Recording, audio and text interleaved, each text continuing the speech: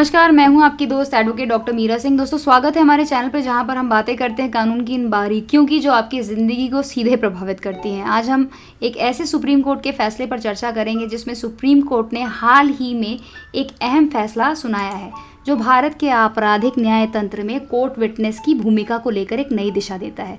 तो चलिए समझते हैं कोर्ट विटनेस कौन होता है और उसे कैसे क्रॉस एग्जामिन किया जा सकता है। जब कोर्ट किसी व्यक्ति को सेक्शन 311 सीआरपीसी और सेक्शन 165 एविडेंस एक्ट के तहत गवाह के तौर पर बुलाती है तो उसे कोर्ट विटनेस कहा जाता है। अब ध्यान दीजिए, कोर्ट विटनेस को सिर्फ कोर्ट की इजाज़त से क्रॉस एग्जामिन किया जा सकता है और वो भी सिर्फ उन्हीं बातों तक सीमित होगा जो उसने कोर्ट के सवालों के जवाब में कही हैं। यानी प्रोसिक्यूशन उसके पहले पुलिस के सामने दिए गए बयान यानी सेक्शन 161 सीआरपीसी स्टेटमेंट्स को लेकर उससे सवाल नहीं पूछ सकता। लेकिन कोर्ट के पास हैं कुछ स्पेशल पावर। अब ज़रा ये जानिए, कोर्ट खुद चाहे तो सेक्शन 165 एविडेंस एक्ट के तहत विटनेस केस किसी भी तरह से का सवाल पूछ सकती है, ठीक है। यहाँ तक कि उसे उसके पुराने पुलिस स्टेटमेंट से कॉन्ट्राडिक्ट भी कर सकती है। इस पावर को सेक्शन 162 सीआरपीसी किसी भी तरह से सीमित नहीं करता। अब हम जानेंगे कि ये टिप्पणी सुप्रीम कोर्ट ने तब की जब उसने तमिलनाडु के चर्चित Kannagi Murugesan honour killing case में 11 दोषियों की सज़ा को बरकरार रखा था।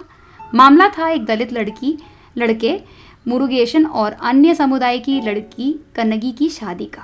परिवार वालों को जब ये शादी पता चली तो उन्होंने दोनों को जहर देकर मार डाला और फिर उनके शव जला दिए। और ये जो है, इस केस में एक खास बात थी कि प्राइम विटनेस 49 यानी मुरुगेशन की सौतेली माँ को लेकर जो इस हत्या की चश्मदीद थी, लेकिन सीबीआई ने उन्हें चार्जशीट में गवाह के तौर पर शामिल नहीं किया। बाद में प्रोसिक्यूशन ने उन्हें सेक्शन 311 सीआरपीसी के तहत कोर्ट से गवाह के तौर पर बुलाने की अर्जी लगाई, लेकिन ये बहस उठी कि उन्हें कोर्ट विटनेस के तौर पर बुलाना चाहिए था, ना कि प्रोसिक्यूशन विटनेस के रूप में।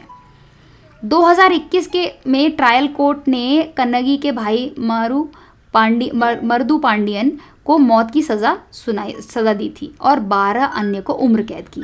2022 में हाई कोर्ट ने मौत की सज़ा को उम्र कैद में बदला और बाकी की सज़ाएं बरकरार रखी।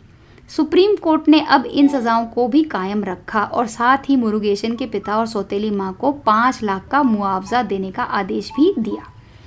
तो इस फैसले से ये साफ हो गया है कि कोर्ट विटनेस को क्रॉस एग्जामिन करने की लिमिट होती है और उसे सेक्शन 161 सीआरपीसी स्टेटमेंट से कॉन्ट्राडिक्ट नहीं किया जा सकता, लेकिन कोर्ट के पास पूरा हक है ऐसा करने का।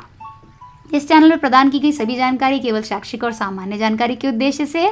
ये किसी प्रकार की कानूनी सलाह का विकल्प नहीं है। यदि आपको किसी विशेष कानूनी मामले की सलाह की आवश्यकता है तो कृपया किसी योग्य वकील या विधिक विशेषज्ञ से संपर्क करें।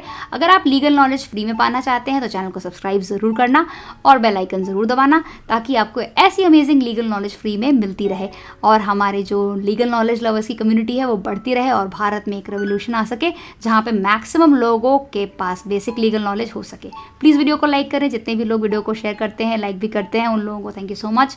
आप लोग ये चीज़ करते रहें। ये सारी चीज़ मेरे वीडियो को ऊपर आने में हेल्प करेगी, हमारे चैनल को भी सस्टेन होने में हेल्प करेगी। मिलते हैं अगले वीडियो में एक और लीगल जानकारी के साथ। Till then, all the best, keep smiling.